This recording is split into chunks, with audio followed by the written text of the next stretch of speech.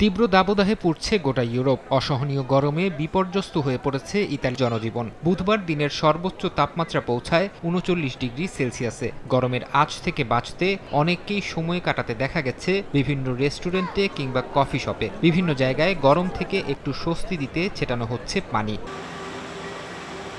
গরমে হাঁসফাঁস অবস্থা ফ্রান্সেও। রাজধানী প্যারিস সহ বিভিন্ন শহরে সর্বোচ্চ সতর্কতা জারি করা হয়েছে। গরমে বিপাকে পড়েছেন স্থানীয় সহ পর্যটকরা। গণমাধ্যম বলছে, তীব্র গরমের কারণে হাসপাতালে বেড়েছে রোগীর চাপ। হিট স্ট্রোক, পানি শূন্যতা সহ নানা জটিলতায় চিকিৎসা নিয়েছেন ৩০০-র বেশি মানুষ। স্বাস্থ্য ঝুঁকি এড়াতে প্যারিস জুড়ে বাড়ানো হয়েছে পার্ক ও সুইমিং পুলে অবস্থান করার সময়সীমা।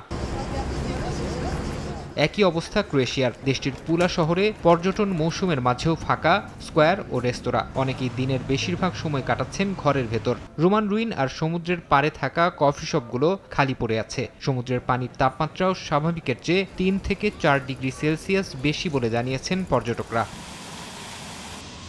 বেলজিয়ামের দক্ষিণ ও পূর্বাঞ্চলে তাপমাত্রা ছুঁয়েছে ৩৭ ডিগ্রি সেলসিয়াসের পারদ। রাজধানী ব্রাসেলসে বন্ধ করে দেওয়া হয়েছে বিখ্যাত পর্যটন স্থান অ্যাটোমিয়াম। ২০১৯ সালের পর এবারই দ্বিতীয়বার গরমে বন্ধ রাখা হলো এই আইকনিক স্থাপনা। সার্বিয়া, অস্ট্রিয়া ও লুক্সেমবার্গেও বইছে তীব্র দাবদাহ। সার্বিয়ায় আরও কিছুদিন তাপমাত্রা ৩৮ ডিগ্রি সেলসিয়াসের ওপরে থাকবে বলে পূর্বাভাস দেওয়া হয়েছে। গরমের কারণে অস্ট্রিয়ার দক্ষিণাঞ্চলে রেড অ্যালার্ট জারি করা হয়েছে।